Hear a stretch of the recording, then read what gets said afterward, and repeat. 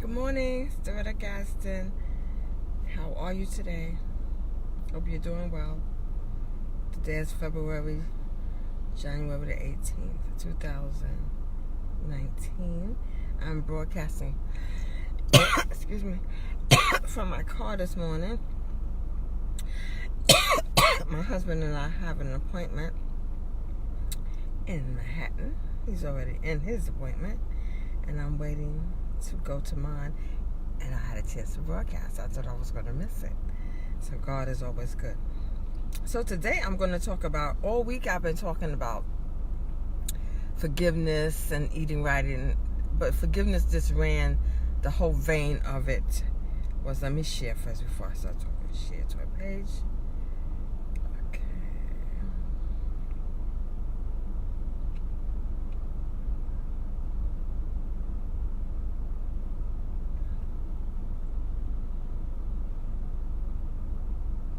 Okay, so I'm Doretta Gaston, visiting a registered nurse and a health coach. I work with women living with the chronic diagnoses, and I help them move from a place of fear and indecision to a place of courage and clarity so they can know how to navigate their health care and get the best that they deserve. And I am in my car today. I'm usually in my office talking to you. So like I was saying, most of the week I started with forgiveness prayer from Iyanla Vanzant's book. So last year I did a summit on forgiveness. It was, I think, 11, 12 women, and I created a 8-step process, and I want to read it to you. And later on, I'm going to find a way to download it and for you. But I want to end the week on forgiveness because I really think that it is vital to our health, both mentally and physically. And where the heck did the thing go? Where did it go? I hope you're having a good morning. Please, if you're listening to the replay, share it out. Tell me where you're coming from and all that good stuff. Okay, here it is, the 8 steps to your forgiveness process. The first step is to know that this is for you. You're not forgiving for anybody else. This is about your health, about you moving forward and not hanging on to stuff from your childhood. Now, I'm not saying it's easy. No, I'm not saying it happens overnight. But I'm saying it's important when you are living with the chronic diagnosis or not. Unforgiveness could cause depression, could cause illness, ulcers, headaches, cancer, all kind of stuff. And like I shared the other day, it could cause you to harm yourself because you're hurting and so angry. You really, like I was very unforgiving towards my father and everybody in my family. I didn't hurt them. I shot drugs and hurt myself and wound up getting AIDS. So you see how it could turn on you if you don't let it go.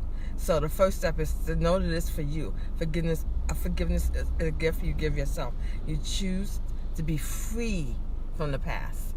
Number 2, assess your willingness to forgive. From a 1 to 10. How willing are you? I'm not freaking willing at all, or I'm very, very willing. When I got clean, I was so willing. I got every book on forgiveness. Went to every pastor that could show me how to do it because I knew it was about my freedom. So assess that first. Get yourself a composition notebook and just start writing, and that's on here somewhere. To first assess your willingness to forgive and know that it's for you. Those are 2 steps. Then 3 is to decide to forgive and to take small steps that are needed to start you from where you are. Just where you are. I started with letters. I just wrote letters. People were like, oh God, she sent another letter. Letters, everybody was getting letters. And then some of them I didn't send. Some people were blessed that they didn't get one. So just write your letters because it's about you purging yourself. And another thing, it is not about their response or their acceptance or their mood or whatever. It's about you. And the letters are very freeing. That's what really started I talk a lot about journal. That's what started my journaling. Oh my God, I was full of letters, and how I felt and, why you did this to me. I'm so beyond that. But that's where I started. With the anger, the resentment. But those pages, it was those letters or journal is your dumping ground to get it out of you. Okay, so that's number 3. Number 4, I just said it, journaling. Write your feelings out. How you feel about the person and the event. Writing helps you to get in touch with what is really going on and where you are. Number 5, write a letter to the. Oh, I said that. Write a letter to the person write a letter to the person, or if you are the one who needs forgiving, write it to yourself. You don't have to send it. Just write it and burn it and tear it up. I wrote many letters to myself. I share often, I share about everything. And I've had to write millions of letters to myself. I've shared early in the week that this forgiveness process this week was really about me forgiving me. It was about me forgiving myself for thinking I should have shown up in another way as a teenager when I ain't have no tools to do that. And it was also about me forgiving myself for not showing up to my children. So a lot of letters. Sometimes it starts with you. Sometimes it doesn't start with the other person. So letter writing and journaling. Share your feelings. Talk to a counselor, a therapist, or a good friend. Someone who will listen and not judge. That is so important. I can't tell you. My husband always said, Jesus Christ, we could buy another house with all this money you give to these therapists. Hello, but I'm whole. I'm not saying I don't have stuff pop up.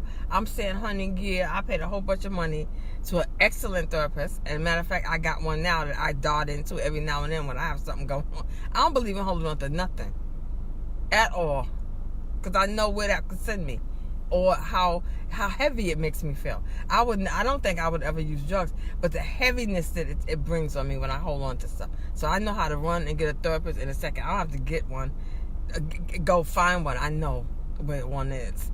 So always have someone you could talk to who could be honest, who won't judge you. Because I said a friend, and you could do a friend too, but a therapist could pull stuff out, and they see stuff in a bigger, broader way than you do. And when you're really dealing with some old stuff, like incest, like abandonment, I came up into my teenage years with some stuff. I had to shoot drugs, child. Or I ain't know no other way. And so I had to forgive myself for not knowing another way, So anyway, whatever you're dealing with, let it go. Counselor, writing, journaling, sending those letters, or just burning them. Just get it out. Prayer and meditation. Prayer and meditations are ways to ask your higher self or God for the strength and guidance. Forgiveness can be challenging, but so necessary for the healing and joy, for a joy-filled life. I really have a decent life now. I'm not saying it's perfect. I think I have a good life. I have a husband that I adore. I believe he loves me. No, I know he loves me. We've been together going on 23 years. We have a blended family. Life is good. I have a decent job. I know y'all hear me complaining about my job because I want to retire and I still got a couple of years. But see, I'm believing in God to release me from this job soon. Somehow. I believe in miracles. So prayer and meditation. Back to forgiveness. Prayer and meditation helps you. You just ask, you meditate, you pray, you ask for what you need. God, help me. Because my prayer was, God, help me heal. Help me let go. Help me see them. No, I'm not coming out. Help me see them the way you see them. Help me to understand them. Like, I still have a relationship with my father, and my husband doesn't understand that at all. But he is my father, and I don't have a lot of contact with him. But, like if he needs something, he needs to ask me for advice, he always calls to make sure I'm okay. So last week when I was going through my stuff, I ain't pick up the phone because I was dealing with stuff that was related to him. So I was like, this stuff came back up and he calling. It's almost like he knew it was weird. But anyway, I dealt with it and finally I answered the call. Just to respect. And people may think, oh, that's some crazy shit. Man, incest and you talking to him. Listen, let God direct you to how you're supposed to live your life. You don't have to have people in your life that hurt you. You just don't. I choose to. Because it's a part of me, I say this all the time, he loves my father. But I don't be in the space with him a lot. So, you pray on that. You pray on what's good for you. What you could tolerate, Because forgiveness doesn't mean that they have to be in your life. That's just my choice. He's not really in my life. He's like in the outskirts, And prayer and meditation are ways to ask God, your higher self, for strength and guidance. forgiveness can be challenging and can be for challenging. You like, they freaking did this to me, but you got to let that go. You've grown. That stuff is over. And you have to live fully today without it triggering you. Stick with it. This is a journey that can start with your first step. Take the steps and keep moving. You deserve the freedom and healing that comes with forgiveness. And this week, that's all. I mean, that I talked about other things, but all week it was about forgiveness. I really think all kind of healing, mental and physical, spiritual, heaviness, is when we start to forgive, we throw off stuff, you know? We throw off stuff that we don't have to carry, baggage. We don't have to carry no more. We just don't. Feeling guilty, feeling ashamed, all of that. Just let it go. A step at a time. I'm not saying it happens overnight. I spent years in therapy. And if I need to go back, I'll dart back in a minute. It's a lot of money sometimes, but if you have Medicaid or Medicare, you could find a center, Safe Haven. Safe Haven? It is Safe Haven. They have free, low-cost therapy. You know, I'm an advocate for therapy. I'll share, please, in a second. So that's all I have for today. I hope you have a great weekend. I have a 3-day weekend off. I am going to do my business. I'm a party now. I'll be right in my house relaxing, calling my friends. Hopefully my grandson is going to come over. I have 6 grandkids, and I know I would like to see 3 of them, but I know I'm definitely going to see the 11-year-old one. He's close to me. In proximity, I mean, I'm close to all of them, I think. But anyway, so that's it. Oh, I am giving, in the title, in the description, I'm giving a vision board class around health and wellness online on January the 29th. It's at 8 o'clock. It's 2 hours. When you sign up, it's only $25, and it's in the comfort of your house. I'm going to guide you through everything that I guide my in-person class, and I have awesome classes. So if you haven't made one already, or if you want to make one for one purpose, like your health, like a feeling or whatever, just join us. You go to this register, and when you register, you'll get a list of the basic items that you need. Now, if you have done a vision board in the past and you know you like glitter and all of that stuff, have at it. But I just put in the description the basic stuff. And when you register, I will send you the Zoom link. And again, it's going to be January 29th at 8 o'clock from 8 to 10, maybe in a little earlier. And I hope to see you there. This is a new year, a new you. And I hope you have a good day. Hope you had a blessed week. Tonight, write a letter to yourself for all the stuff that you achieved this week. I do captions every week, every year. You know, I like to look over and see how far I've came, what I have accomplished. When we don't do that, we think we never accomplished anything. And we have. Each day, we accomplish a little more, a little more, a little more. We take baby steps, but those baby steps deserve to be rewarded. Even if it's like a little meal you want to treat yourself to, or whatever. All right? You have a blessed day. Have a fabulous weekend. Have fun. Do something special for yourself. And join me on Tuesday.